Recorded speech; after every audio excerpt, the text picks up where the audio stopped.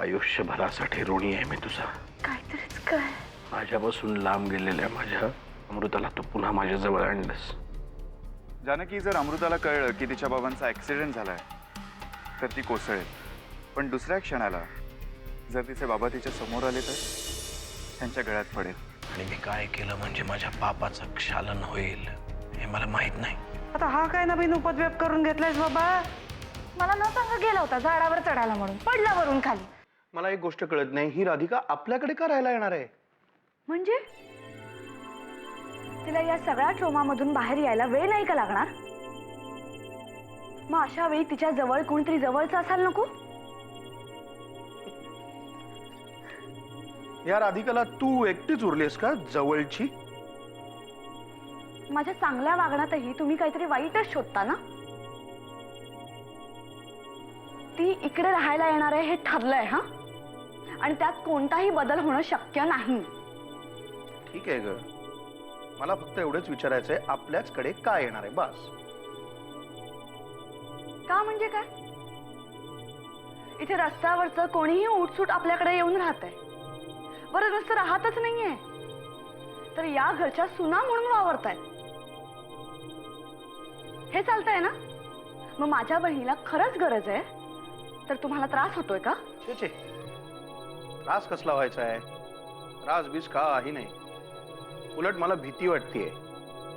काही झालं तरी शेवटी ती तुझीच बहीण ना.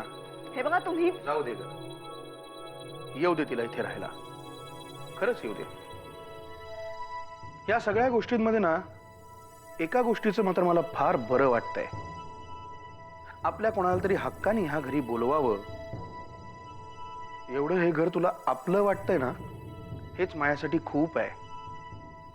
नॉर्मल बोलण्यातही टोमणे मारलेच पाहिजेत का?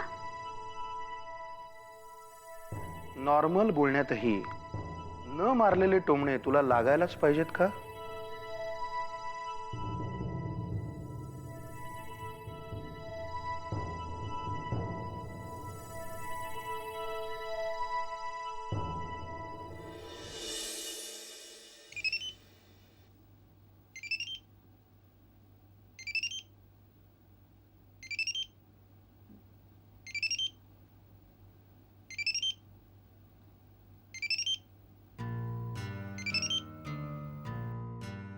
हॅलो.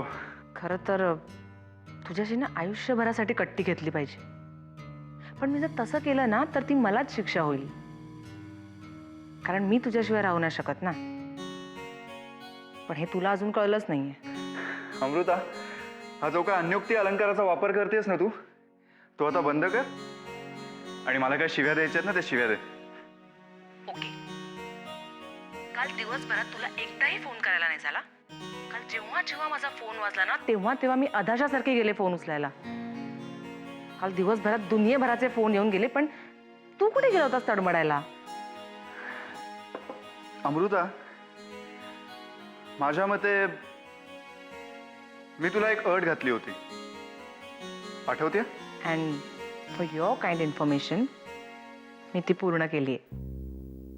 काल मी बाबांना गच्च मिठी मारून खूप खूप बोलले त्यांच्याशी. आणि या सगळ्यासाठी thanks to Janaki. She is really great.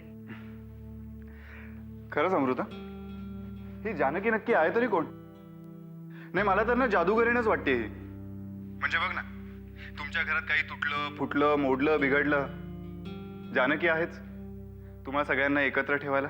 Of course she is special. खरंच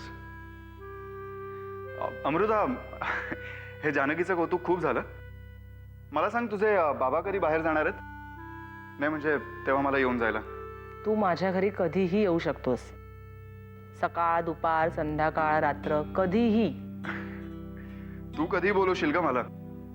पण माझ्या घरच्यांनी पाठवलं पाहिजे ना. माय डिअर आर्यन, तू आयुष्यभर तर बाबांना अवॉइड नाही ना करू शकणार आहेस. म्हणजे कधी ना कधी तुला त्यांचा सामना करावाच लागणार आहे. अमृता, तू देवाजवळ प्रार्थना कर की त्यांचा आणि माझा सामना कधीच होऊ नये. कारण आता ज्या दिवशी ते माझ्या समोर येतील त्या दिवशी काय? आर्यन, नेमकं काय चाललंय तुझ्या डोक्यात? अमृता, ज्या दिवशी तुझे बाबा माझ्या समोर येतील त्या दिवशी एका सेकंदाचाही उशीर न करता मी तुझा हात मागणार आहे.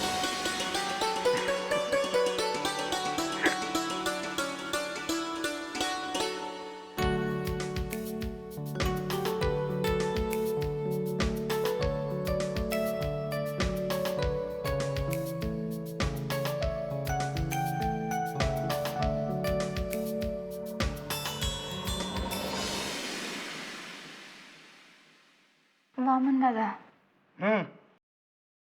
बोलायचंय. बोल ना. आता जे काही घडलंय त्याच्यानंतर आत्याबाईंची 75वी साजरी करण्याचा प्रश्नच येत नाही ना. त्यामुळे सकाळी उठल्या उठल्या त्यांना तोंड देखल्या शुभेच्छा देऊ आणि आपली रडकी तोंड घेऊन आपापल्या खोलीमध्ये जाऊन बसू. काय हा तुझा निर्णय आहे का तुझं मत आहे? तसं नाही,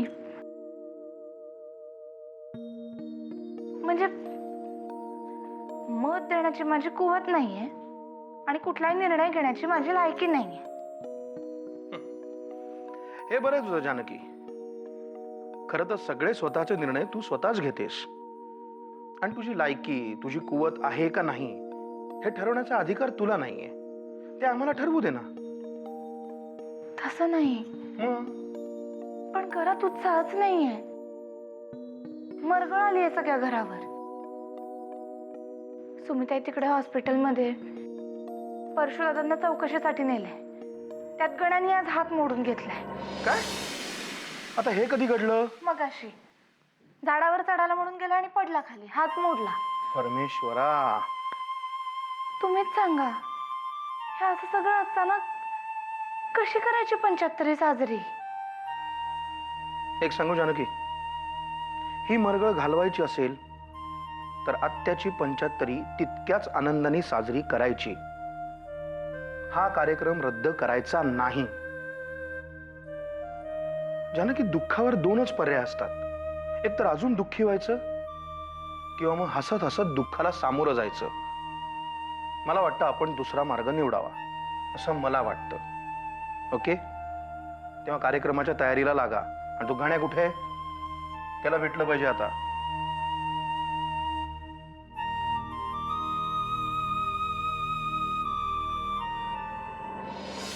बोला, काय काम आहे? एवढ्या नीरस आवाजात नका बोलू मॅडम. काम तुमच्या फायद्याचं आहे. माझ्या फायद्याचं असल्याशिवाय मला फोन करणं तुम्हाला अलाउडच नाहीये कर्वे. त्यामुळे पटकन बोला, काय काम आहे?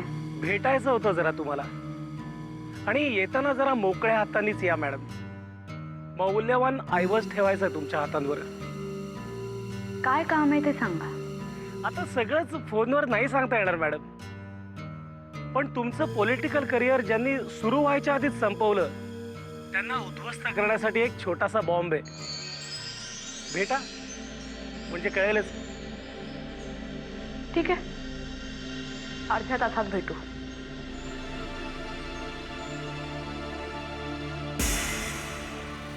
तर मंडळी, आज या ठिकाणी आपण जमलेलो आहोत.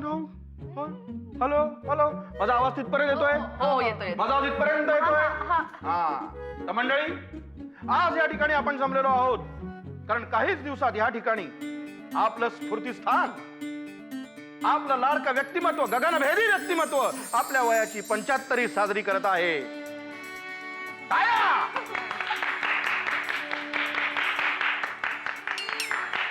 बस बस.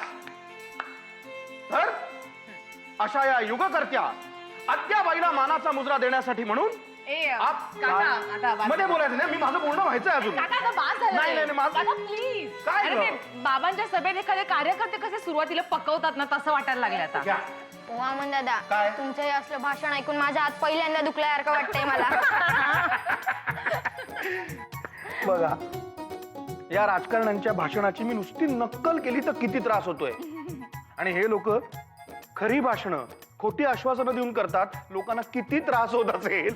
ए ते सगळं जाऊ दे. आपण कार्यक्रमाविषयी काहीही ठरवलेलं नाहीये. मला सांगा, आत्याच्या वाढदिवसासाठी कोणाकोणाकडे काय काय आयडिया आहेत? पटापटा बोला. आपण एक काम करूया, आपण एका मोठ्या बोटीवर जाऊन पार्टी करूया ना. मी एका सिनेमात पाहिलं होतं, एका हिरोईनीचा वाढदिवस असतो आणि ते बोटीवर जाऊन सॉलिड धमाल करतात. गण्या, सॉलिडच डोकं चालायला लागले रे तुझं. एक काम कर, हे हाताचं प्लास्टर आहे ना, ते डोक्याला घाल. म्हणजे काय, तिथे एखादा क्रॅक वगैरे असेल ना, तर तो भरून निघेल. अरे हिरोईन काय, आपली आत्या म्हणजे काय हिरोईन आहे? पण आपल्या घरातल्या खऱ्या हिरोईन त्याच आहेत. हे मात्र खरं आहे. गण्या, हे असे फालतू सिनेमे बघणं बंद कर, कळलं का? पण मी खरं सांगू का, हे बोटीवर जाऊन पार्टी करण्याची आयडिया मला खरंच आवडली आहे. काका अरे म्हणजे काय, सगळी आपली फॅमिली अशी बोटीवर गेली. विचार करा, काय दिसेल मस्त. सगळेजण एकत्र, आजूबाजूला असा खोल शांत समुद्र, आणि मग एका बेसावल क्षणी कोणाचंही लक्ष नाही असं बघून मी अहिल्याला बाजूला घेईन आणि तिथेच ढकलून देईन. निदान माशांना तरी उपयोग होईल तिचा काही. आय डाऊट मासे तरी तिला खातील की नाही. ऐशप्पत वामन दादा, अहिल्या काकू समुद्रातूनही वाचली आणि समजा तिला कळालं की तिला तुम्ही ढकललं होतं म्हणून पाण्यात, तर तुमचं काय होईल? काय होणार? आगीतून फुपाट्या.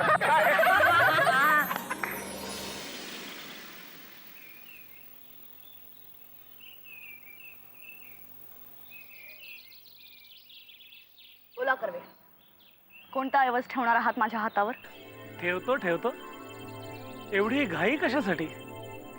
घाई एवढ्यासाठी की माझा वेळ जात नाही म्हणून तुम्हाला भेटायला नाही आले, कामासाठी आले. त्यामुळे पटपट कामाचं बोला. तुम्ही तुमच्या नवऱ्याशी तरी कामाव्यतिरिक्त बोलता की नाही शंका. कर्वे, आवर घाला तुमच्या जिभेला, नाहीतर केव्हा कापली जाईल कळणार सुद्धा नाही. चिडू नका मॅडम, मी आपलं सहज बोललो. हात करा पुढे. द्या आणि निघा.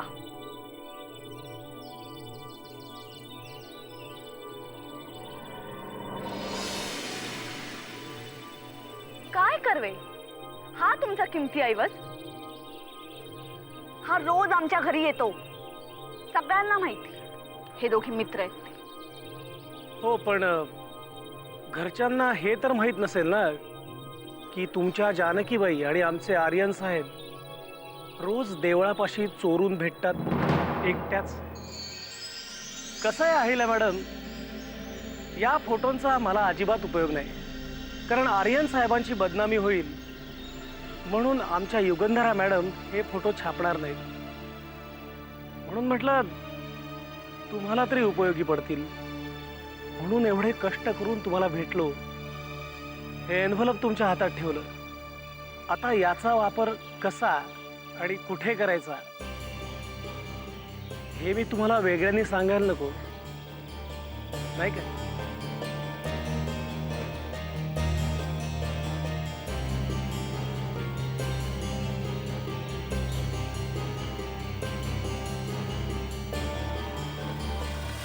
त्यापेक्षा माझ्याकडे आयडिया आहे. काय? आपण एक मोठा हॉल बुक करूया. नाही हॉल वगैरे नाही, बोटच. ए नाही रे, हॉल कन्व्हिनियंट आहे असं ना पुढे. सगळ्यांना थांबा थांबा जरा, आता माझं आहे का? ते बोटीचं पण जाऊ देत, ते हॉलचं पण जाऊ देत. घ्या.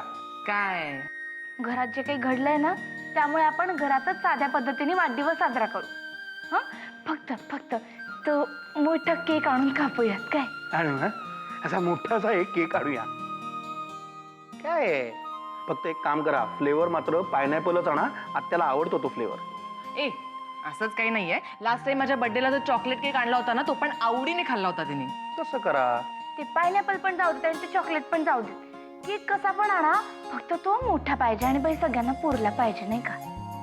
बर, मग फ्लेवरचंही तूच बघ. ते मला काही कळत नाही ग. ते काही पण आणा, पण तो मोठा आणा आणि अंड नको त्याच्यामध्ये. वा, काय पण बोलतेस. अगं, आत्याला अंड असलेला केक खायला घालू का आम्ही? नसल्यावर आणणार असं काय? ते नाही हं, पण मला अंड घातलेलाच केक हवा, नाही तर मी केकवर दुसरं अंड फोडून तो केक खाईन. गण्या, चोमडेपणा करू नको. आत्याबाईंचा वाढदिवस आहे ना, मग त्यांना काय आवडतं ते नको पाहायला. घ्या, आत्याबाई पण आल्यात, त्यांनाच विचारा आता. मला विचारायचंय. काय विचारायचंय?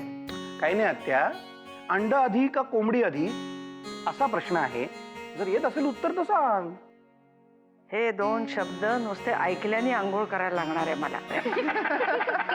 उच्चारायला कसले लावतो? आणि हे काय, आज तुला ऑफिसला नाही जायचं? नाही, आज सुट्टी घेतली अगं, एवढी मोठी सगळी तयारी करायची पार्टी. तयारी कसली करायची आहे? तयारी म्हणजे हीच आत्या.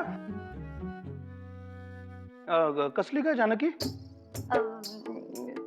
ही झाडं नाही का ते काय? ह्या झाडांची उंची उंची या उंची झाड, हा झाडाची उंची मोजायची आहे. हा, आपला गण्या किती नेमका उंचीवरनं पडला ते मोजायला नको का? मग त्या फांदीवर लिहायला लागेल आपल्याला की don't worry, I am sorry, dead end. इथपर्यंत कोणीही चढू नये, वरनं पडायला होईल नाही का, असं लिहायला नको का तिथे? ते सगळं काम आहे. काय गण्या? आई शपथ, माझा हात परत दुखायला लागला. Hi everybody. हाय, ये ना, बस ना. काय मग पार्टीची तयारी कुठपर्यंत आली? पार्टी? कसली पार्टी? म्हणजे तुम्हाला काहीच माहित नाही? हो, तुमच्याच तर. काहीही पार्टी बिर्टी नाहीये. काही नाही का त्या ह्या अमृताला आर्यनला भेटायला मिळावं ना म्हणून त्याला खोटंच सांगितलं होतं की घरात पार्टी आहे, ये भेटायला तिला. कळलं ना? काही पार्टी बिर्टी काही नाहीये. आमच्या घरात एकच पार्टी आहे, म्हणजे माझ्या दादाची पार्टी.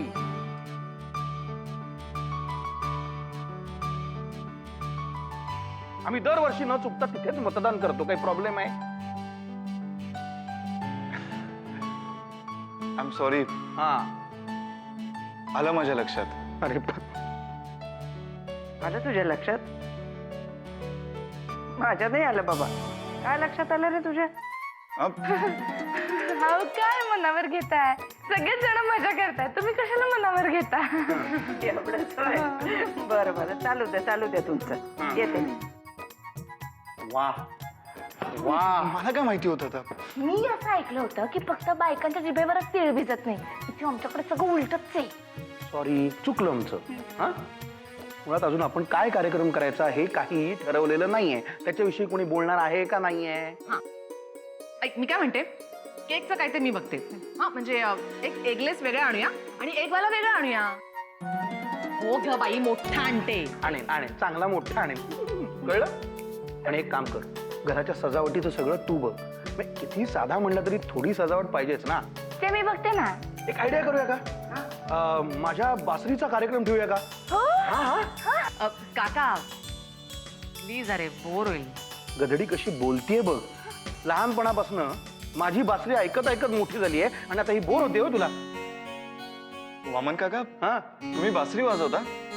वाजवता? तुला माहित नाही का? तू ऐकली नाहीस कधी? नाही. लकी आहेस. हा. अरे फॅन्टास्टिक वाजवतो मी बासरी. तुला सांगतो, जेव्हा पहिल्यांदा शिकायला सुरुवात केली ना तेव्हा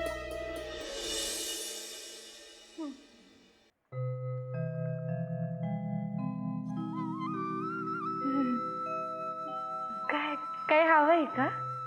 हो, असे का पाहताय? सांगा ना, मी आणून देते. एका प्रश्नाचं उत्तर हवंय मला. पाहती आहे तुझ्या चेहऱ्यावर मिळतंय का ते? मला काहीच कळत नाहीये, काय हवंय? काय खलबत चालली होती का तुमची? काय चाललं होतं? कुठं काय? काय नाही. वामनदा अमृताला बरं वाटावं म्हणून घरी थांबले होते. काहीतरी सगळ्यांना हसवत बोलत बसले होते, एवढंच. अमृता सुद्धा किती फ्रेश दिसत होते त्याच्यामुळे आज, नाही? फ्रेश? हा, वा वा. तुझ्या तोंडून हा शब्द ऐकताना काय मजा वाटते. चांगलं आहे पण प्रगती आहे. खरंच पण अमृता आज खरंच खूप छान वाटत होते. आणि नरसिंहशी बोलायला लागली ना. अगं पण गधडे, हे सगळं करायच्या आधी मला जर कल्पना नाही का द्यायची? वाकणीसांनी जेव्हा सांगितलं तेव्हा काळीच बंद पडायची वेळ आली होती माझी.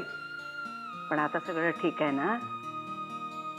हो, सगळं व्यवस्थित आहे. पण आता सगळं ठीक आहे तर तुझा पण आहेच का? अमृता आणि आर्यनबद्दल कधी ना कधीतरी यांना सांगावं लागेलच ना. ते कसं सांगायचं म्हणजे तशी थोडीशी कल्पना आहे त्याला, पण बघूया ना, काहीतरी बघू. तुम्हाला खरंच सगळं इतकं सोपं वाटतं? म्हणजे युगंधराबाईंनी पण परवानगी द्यायला पाहिजेच ना?